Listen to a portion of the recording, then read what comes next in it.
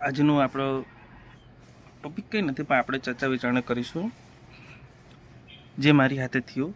એના વિડીયો મેં ફેસબુક પર મૂક્યો છે. યુટ્યુબ પર તો રેસ્ટ્રિકેશન આવી ગયું હતું. એમાં મારે ડિટેલ શું થાય છે ને આ એક ભડકાવાનું કાર્ય છે, આ બધી બાબતોની વાત હતી એમાં.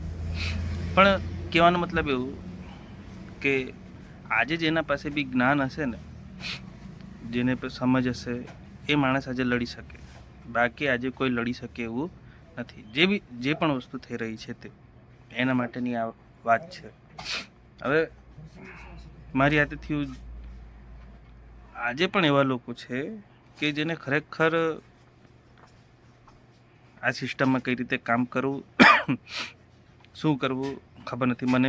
મને પણ હજી નથી ખબર પડતી. પણ જે વસ્તુ મારી હાથે થઈ એ બાબતના લીધે હું તમને કહું છું. હવે બેંક ખાતેનું જે મારી બાબત હતી, મારું અકાઉન્ટ ફ્રીઝ થયું, શું કર્યું, એના માટે મેં શું પ્રોસેસ કરી, કઈ રીતે લડત લડી, શું કર્યું, એ બાબત મેં મૂકી છે, તમે જોઈ લેજો.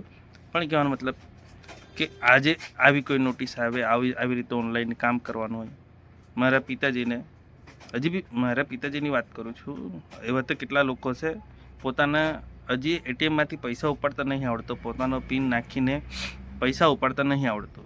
એ માણસ આવી રીતે એપ્લિકેશનો ઠોકી શકે, મારી શકે, એવું લખી શકે. આપણને તો તૂટેલું ફૂટેલું થોડું ઘણું આવડતું છે, તો આપણે લખ્યું એમ. તો હમણાંનું જે યુથ છે ખરેખર એ જ્ઞાન યુથ છે. જેને જ્ઞાન સમજણ હશે એ વ્યક્તિ આના હાથે લડી શકે, બરાબર. બાકી જેને કશું ખબર નહીં હોય તો આ સરકાર, આ સિસ્ટમ જે પણ છે ને એ તમારા પર ચડી બેસે. એ આટલું પાક્કું યાદ રાખજો. તમને તમારો રૂલ, મને એ વાત સમજ નથી પડતી, તમને કોઈ બંધારણનું બુક આપ્યું અત્યાર સુધી? એ કહો મને પહેલાં, તમને કોઈ આપ્યું બુક? મારા પિતાજી જે ધર્મમાં માનતા છે નહીં, એમણે કોઈ દિવસ આપ્યું? જેવું ક્રિશ્ચન ભાઈ બહેનો હોય મારા, શું એમણે કોઈ દિવસ નહીં આપ્યું? એમણે બાઇબલની બુક આપી હશે, ગીતાની બુક પકડાવી હશે. તમને તમારા શિક્ષાથી, તમારા અધિકારોથી તમને વંચિત રાખ્યા. કેમ કે એ લોકો તમારા પર પોતાના નિયમો થોપી શકે. તો ટૂંકમાં જેને જ્ઞાન હશે એ રહેશે, જેને ખબર નથી એ લડી શકે એવું નથી. ને હજુ ગામજનો માટે પણ બધા ભેગા થાવ તમે લોકો ને કાર્ય કરો. મારે તેવી જ ઈચ્છા. કહેવામાં તો આવ્યું છે લોકસભાના રાજ્યસભા સબસે બડી ગ્રામ સભા. અત્યાર સુધી તો બધાએ તોડવાનો જ પ્રયત્ન કર્યો છે. ગ્રામ સભા એક એવી વસ્તુ છે કે જ્યાં લોકો જોડાશે અને પોતાના ડિસિઝનો લેશે. હવે નિયમ ઉપરથી નહીં, હવે નિયમો અહીંથી બનશે અને એ સરકારે પણ માન્ય રાખવા પડશે. આ એક સત્તા તમને આપેલી છે, પણ હજી લોકો જાગૃત નથી, લોકોને ખબર નથી શું કરવાનું શું નહીં.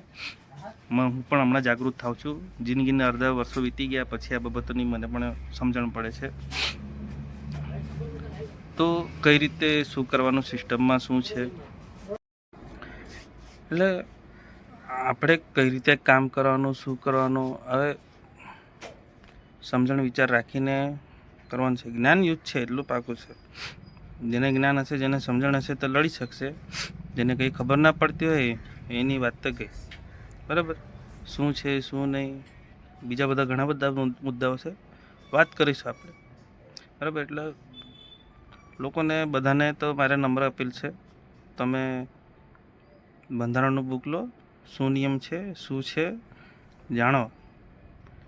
બીજું વધારાનું નહીં જાણો તો કંઈ નહીં, પણ તમારા આદિવાસી તરીકે આપણે આદિવાસી છે ને, તો આદિવાસી તરીકે આપણા કયા હક્કો છે, શું નિયમો છે આપણા માટેના, આપણને હજુ નથી ખબર. મને બી ખુદને નથી ખબર, બરાબર. પણ થોડી ઘણી જે પણ માહિતી આવતી છે એના હિસાબે થોડું ઘણું હમણાં મેં ચાલુ કર્યું છે. જે શીખતો છું એના હિસાબે જે મને ખબર પડે છે એના હિસાબે મેં વાત કરું છું. તમારા મંતવ્ય પણ જે કંઈક હોય તો કોમેન્ટ કરજો, આપણે હજુ ચર્ચા વિચારણા કરીશું. તો એટલી જ નમ્ર અપીલ છે મારા યુવા ભાઈ બહેનોને, જે પણ શિક્ષિત છે, તો એક આવનારા આદિવાસી દિવસના દિવસથી આપણે કંઈક કોઈને પણ આપણે ભાગરૂપ બનીએ, મદદ કરીને તો યોગદાન તો આપીએ આપણે, બરાબર, કંઈક કરીએ એમ. તો બધાને અપીલ છે, મારી નમ્ર વિનંતી કે બંધારણ શું છે શું નહીં જાણો, કયા નિયમો આપણા માટે લાગે છે, શું છે એની માહિતી રાખો, તો જ આપણા જળ જંગલને જમીન બચવાના છે. નહીં તો બિરસા મુંડા આગળ લડી લઈએ, આપણા આદિવાસી માટે તારે લડ્યા, હવે આપણે લડવું પડે એવું કામ છે. એટલે સાચી હકીકત શું છે એ જાણશો તો જ ખબર પડશે. ઓકે, ચલો, થેન્ક યુ.